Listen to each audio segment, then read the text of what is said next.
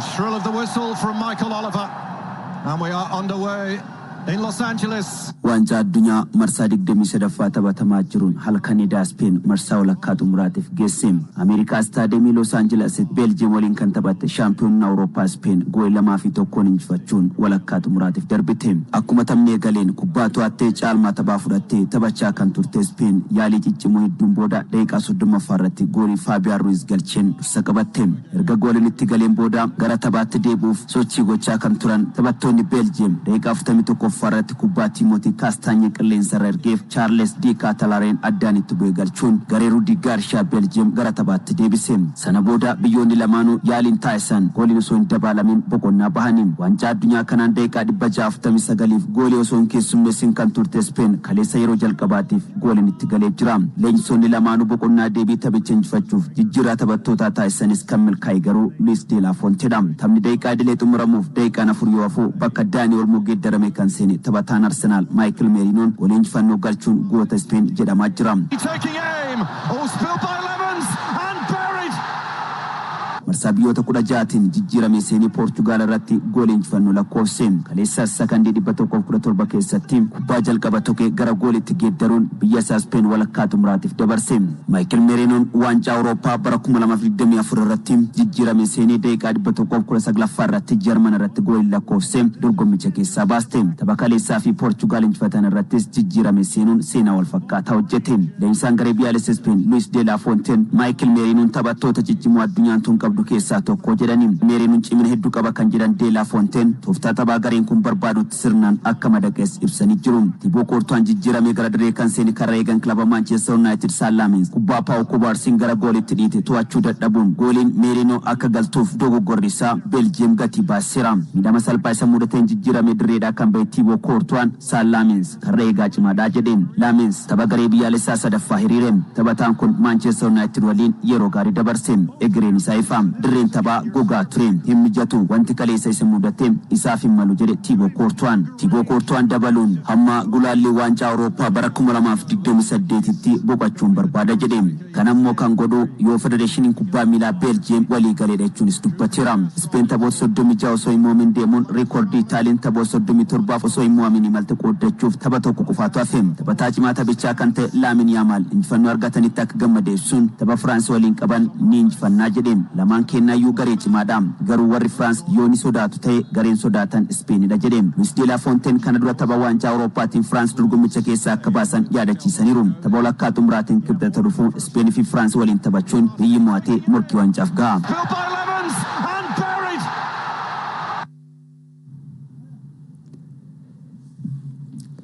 Wancaa addunyaa nusa xumuraatiin har'a halkan morkii Noorweey fi Ingilaand waliin taasisan ni eegama. Taphattoota ciccimoo sarara fuulduraa kan qaban taphni biyyoota lamaanii ga'umsa Erling Haaland fi Harry Kane'n murtaa'uu danda'a jedhameera. Gabaasa dabalataa Abdurrahman Amiin akka itti aanutti qindeesseera. Away from his man, shoulder up, and he's lifted it up for Haaland! Nusa xumuraa waancaa addunyaatiin tapha Noorweey Ingilaand waliin taphattuun morkiin taphattoonni ciccimoon sarara fuulduraa Erling Haaland fi Harry Kane's xiyyeeffannoo argateera. Hanga yoonaatti Noorweey waancaa addunyaa kanaan goolii 12 yoo galchitu isaan keessaa taphoota 4 qofa kan taphate Haaland goolii 7 galcheera. Tapha nusa xumuraa kanaan qormaanni guddaan sarara ittisaa Ingilaand isa ta'us xiinxaltoonni kubbaa miilaa itti walii galu. Noorweey erga bara 1998tti waancaa addunyaa jalqabaa irratti hirmaatti. Biyyoota 32tti Cote d'Ivoire kan biyyoota 16tti ammoo Brazil injifachuun nusa xumuraa geette. Lammiin Noorweey ganna 25 Haalandis taphoota 14 as dhiyootiin biyya isaatiif goolii osoo hin galchin dirreedhaa bahee hin beeku. Biyyattiin biyyoota jajjaboo dorgommicha keessaa baasuun ammoo warri Ingilaand akka sodaatan isaan taasiseera. Haaland sochii kana biyya keessatti dhalate Ingilaand irrattis itti fufsiisuuf yaada qaba. Yaada BBC Sportiif kenneen Haaland dorgommichaan as geenna jennee hin yaanne Brazil injifannee darbuun nuuf waan addaati jedhe. Ingilaand gareewwan dorgommichaan hirmaataa jiran keessaa garee cimtuu ta'uus kaasuun nuti waancaa addunyaatti bashannanaa jirraa sodaa hin qabnu jedheera. Harry Kane sarara fuulduraarraa kan qabdu Ingilaand ammoo waancaa addunyaa sadan as dhiyootiin nusa xumuraa gahaniiru. Ta'us erga bara 1966tii waancaa kana ol kaasanii hin beekanii. Taphataan sarara jidduu Ingilaand Nico O'Reilly isaanis garee cimaadha. Kanas dorgommicha irratti mul'isaniiru. Waa'ee taphattoota muraasaa qofa yaadda'uu hin qabnu jedhe. Leenjisaa gargaaraan Ingilaand Antooni Baaris garee cimaa Noorweey kanaaf qophoofneerra jedhan. Sarara jidduurra kan jiru Maartin Odeegaard dabalatee Antoonii Nuusaa fi Andiraas Sheeldraap akka Haalaandiif kubbaa hin mijeessine irratti xiyyeeffachuu malu. Karaa qarqara bitaatiin taphataan Wolves saffisa olaanaa qabu David Moolar dhaabuunis hojiin mana Ingilaand irratti baay'achuun hin oolle. Lautaro sends it across. It's swept in. And of course it's Lionel Messi. Tapha biraan nuusa xumuraatiin shaampiyooniin addunyaa Arjentiinaan Siwiizerlaandii waliin taphatti. Arjentiinaanis ga'umsa Meesii gargaaramtee marsaa kana biyya geetteedha. Biyyattiin dorgommii kanaan goolii 14 galchitee jirti. Isaan keessaa dhibbentaa 60 yookaan ammoo gooliin 8 kan Meesiiti. Dabalataan biyyattiif deeggarsi addaa taasifamaafii jira jechuun qaamoleen komatanii fi fiifaa qeeqanis jiru. Akka fakkeenyaatti ammoo tapha ramaddii jalqaba Aljeeriyaa goolii 3-0 injifatan irratti Meesiin balleessaa cimaa dursaa taphattoota Aljeeriyaa Isaa Maadii irratti hojjeteef adabamuu dhabuu fi tapha Ijiptii goolii 3-2 injifachuun nuusa xumuraa gaan irratti ammoo balleessaa Mohaammed Saalaa irratti raawwatameef peenaalitiin irratti kennamuu dhabuu faa kaasu. Kunis ta'ee biyyattiin nuusa xumuraa kanaan biyya tilmaama xiqqaa argattee Siwiizerlaandii faana taphachuun walakkaa xumuraa ni geettiif eeggamti.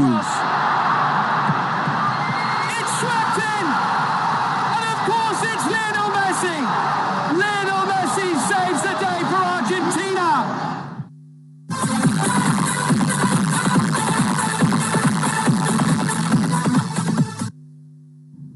Manchester United taphataa sirra jidduu lammii Biraazil Ederson mallatteessifachuu dhiisuu fi taphataa ittisaa Andree Santos Chelsea irraa mallatteessifachuuf immoo waliigaltee xumureera. Bayern Munich Michel Olise akka hin gurgurre Real Madrid himeera. Gabaasa dabalataa akka itti aanutti qindeessineerra.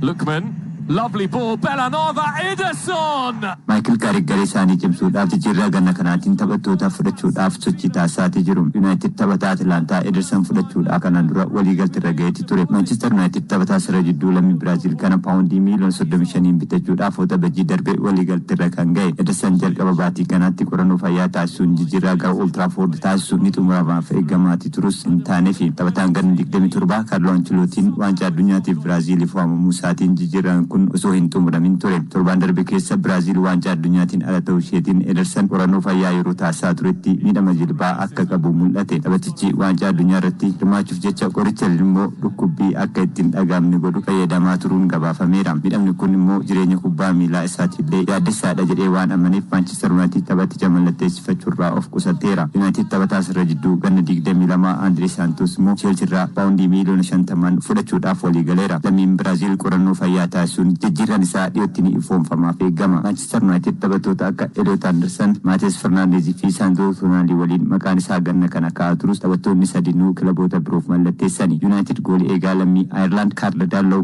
mallatteessifachuufis dhiyaachuun himameera. Goolii eegaan kun waliigaltee Leeds United waliin qabu xumuramuu isaatiin badisaan gara Old Trafford imaluu fi Bernardenis leenjisaa Mikel leenjisaa kilabichaa haaraa gochuun filachuunis dhagameera. Bayern Munich immoo taphataa sirra fuulduraa Michel Olise akka hin gurgurre Real Madrid beeksisuu barruun Spain markaan gabaase. Lammiin Jarmanii fi taphataan Borussia Dortmund Karim Adeyemi immoo Euro miiliyoona 31 gara Barcelona deemuudhaaf waliigaluu miidiyaaleen Jarmanii gabaasaati jiru. Kilabiin Kaatalaan Barcelonaan lammii Arjentiinaa Julian Alvarez waancaa addunyaatiin booddee Atletico Madrid irraa fudhachuu akka fedhus miidiyaaleen Spain gabaasaati jiru. Gatiin jijjiirraa Julian Alvarez Euro miiliyoona 130 hanga Euro miiliyoona 150tti tilmaamama.